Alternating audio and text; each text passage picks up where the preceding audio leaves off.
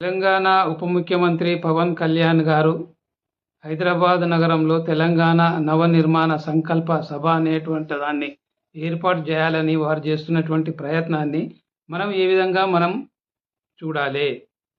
తెలంగాణ రాష్ట్రం ఏర్పడ్డ తర్వాత 10 సంవత్సరాలు పరిపాలన చేసినటువంటి తెలంగాణ బీఆర్ఎస్ నాయకత్వాన్ని, గత 2.5 సంవత్సరాల నుంచి పరిపాలన చేస్తున్నటువంటి తెలంగాణ కాంగ్రెస్ నాయకత్వాన్ని, మొన్న 8 ఎంపీ సీట్లు గెలిచినటువంటి తెలంగాణ బీజేపీ నాయకత్వాన్ని, ఇక్కడ ఉన్నటువంటి సిపిఐ సిపిఎం నాయకత్వాన్ని వారు ధిక్కరించి ఇక్కడ వారు ఆంధ్రప్రదేశ్లో ఉప ముఖ్యమంత్రి అయిన తర్వాత గణనీయమైనటువంటి ఏదైనా ఒక కార్యక్రమాన్ని ఆంధ్ర రాష్ట్ర ప్రజలకు అందించకుండా, అక్కడ ఏం ట్రాక్ రికార్డు నిర్మాణం చేయకుండా ఇక్కడికి వచ్చి ఒక నవనిర్మాణ సంకల్ప సభ ద్వారా తెలంగాణ ప్రజలకు నేనేదో చేస్తా అని చెప్పి వారు రావడం అనేటువంటిది అది టోటల్గా ఇక్కడటువంటి నాయకత్వాన్ని ఆయన ధిక్కరిస్తున్నాడు. కాబట్టి ఇక్కడటువంటి నాయకత్వము ఏమి ఈ 12.5 సంవత్సరాల నుండి చేసినటువంటి వ్యూహాత్మక తప్పిదం ఏంటిది అనేటువంటిది ఇక్కడటువంటి వివిధ రాజకీయ పార్టీల్లో ఉన్నటువంటి తెలంగాణ నాయకత్వం అంతా కూడా మీరు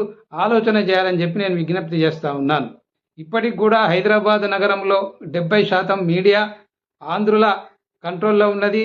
హైదరాబాదు రంగారెడ్డి భూములు, హైదరాబాదులో ఉన్నటువంటి వ్యాపారము పరిశ్రమలు కూడా సీమాంధ్ర పెట్టుబడిదారుల చేతుల్లోనే 70% వ్యాపారం వాళ్ళ చేతుల్లోనే ఉన్నది. కాబట్టి దీని వెనుక ఒక పొలిటికల్ స్కెచ్, ఒక పొలిటికల్ వ్యూహం, స్ట్రాటజీ లేకుండా ఆయన ఇక్కడొచ్చి ఏదో ఒక కార్యక్రమం చేస్తా అనేది అది దాంట్లో మాత్రం ఎక్కడ కూడా నిజాయితీ అనేటువంటిది కనబడతలేదు. కాబట్టి తెలంగాణ ప్రజలు, తెలంగాణ వాదులు తెలంగాణ సంస్కృతి మీద, తెలంగాణ ఆలోచన మీద, తెలంగాణ ఉద్యమం మీద, తెలంగాణ అస్తిత్వం మీద మళ్ళా జరగబోతున్నటువంటి దాడిని గమనించి అసలు తెర వెనుక జరుగుతున్నటువంటి చర్య ఏంటిది అనేటువంటిది తెలంగాణ ప్రజలు, తెలంగాణ ఉద్యమకారులు, తెలంగాణ వాదులు, తెలంగాణ మేధావులు, తెలంగాణ న్యాయవాదులు, తెలంగాణ జర్నలిస్టులు, తెలంగాణ విద్యార్థులు, తెలంగాణ కార్మికులు, కర్షకులు, వివిధ రాజకీయ పార్టీల్లో ఉన్నటువంటి తెలంగాణ నాయకులు అందరూ కూడా ఆలోచించాలని చెప్పి మీ అందరికి కూడా విజ్ఞప్తి చేస్తూ